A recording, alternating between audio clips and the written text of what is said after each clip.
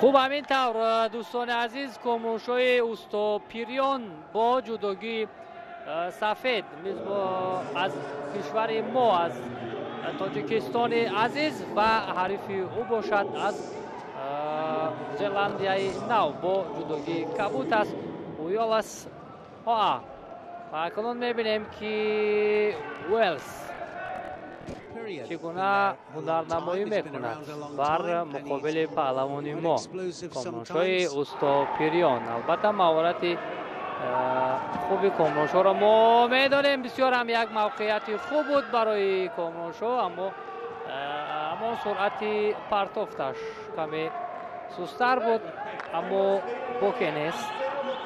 دقیقه های اول البته دقیقه های آموزشی هم دیگر هم به حساب می روند و روش گوشتینگیری حریف را می آموزد کامرانشاه و بعدا شاید بر مقابل عملهای او حرکت کند. اوستاپیروف پدر کامرانشاه اوستاپیریان در نزد گلیم اکنون به فرزندش توصیه می دهد و شاید همون بودن پدر یک قوه دیگر به کامرانشاه دهد تا سوی موفقیت بیشتر تلاش کند. سری آستین داشته از کامرانشاه و اکنون برای اجرای اصول تلاش می کند.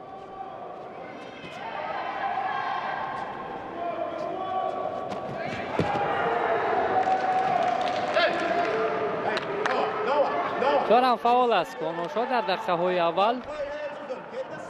خب نماینده کشور زلاندیای نو پهلوان جوان است که اینجا به خاطر کم فعالی محض داور با او شیدای اول را میدهد. پهلوان 21 ساله است، تنها از مسابقات سطح بانفوذ در مسابقه کوشادی منطقه آسیا معذرت یک نشانی برنجی دارد. در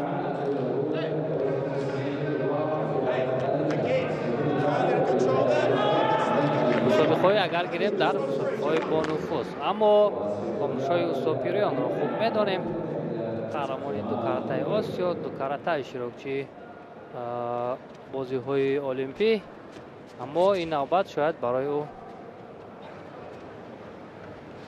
خوبتر باشد.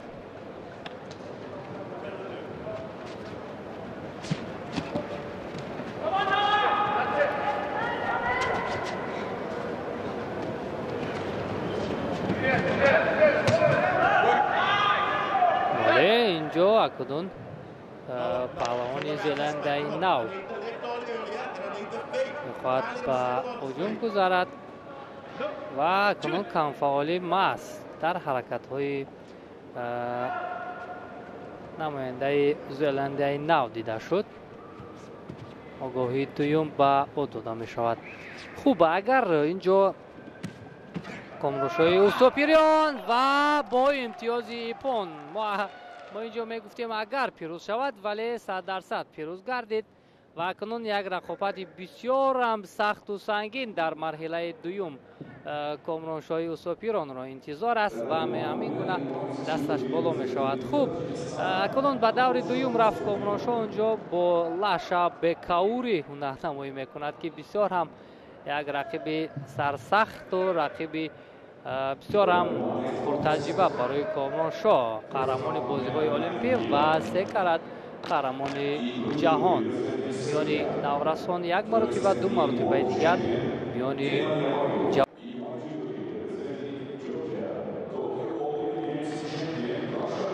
خوب اکنون لاشا بکاوری با جودوگی سفید است. کامرانشاه اوستاپیریان باشد جودوگی کبوت به تن کرده است. این مرحله دوم است. در مرحله اول بسیار هم هنر شایسته داشت کامرانشاه و اکنون توجه میکنیم به نیروسنجی دور سیوم.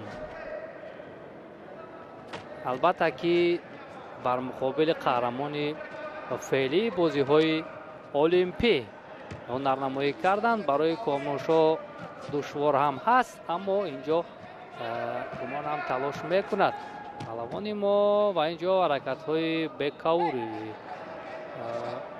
بیشتر است. خب چون گفتیم اولین آگاهی یا شیدو با پهلوانی ما اینجا داده می شود.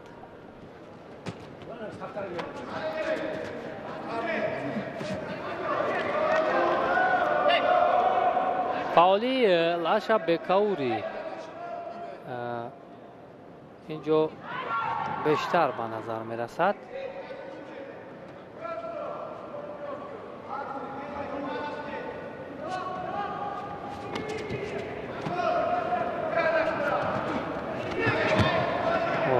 بسیار هم خوب و اکنون حمله کامرانشاه برای امتیاز به دست آوردن. اکنون میخواهد در زمین کار کند پهلوانی ما، ولی نه.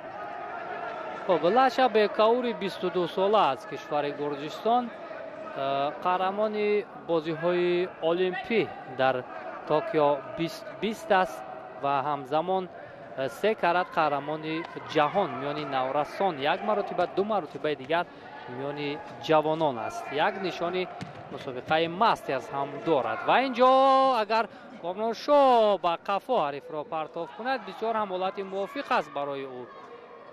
اما چون گفتیم قهرمان فعلی بازی های المپی بسیار هم استوارانه اینجا ایستادگی میکند و بر مقابل پهلوان ما البته کوشش میکند که هنر شایسته خود را نشان دهد. چون اگر توجه کنیم کامرانشاه بیشتر اینجا از همان کانتر هجوم ها استفاده میکند، اما متاسفانه اینجا میخواست یک اجرای اصول را به انجام رساند کامرانشاه، ولی از فکرش گشت. اما بکاوری توانست یک پرتافت بسیار هم سری وقتی را انجام دهد و با امتیاز ایپان پهلوان ما را تسلیم کرد. اینجا لاشا بکاوری. خب البته تجربه و هنرنمایی که دارن هر دو هم در مسابقه های مختلف زیاد شرکت کردن، اما لاشا بکاوری اینجا خود را خوبتر نشان داد و با امتیاز ایپان پهلوان ما را شکست داد.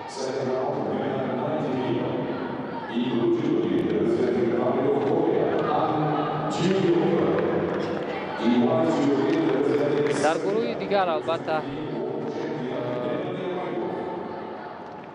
جهانگیر مجید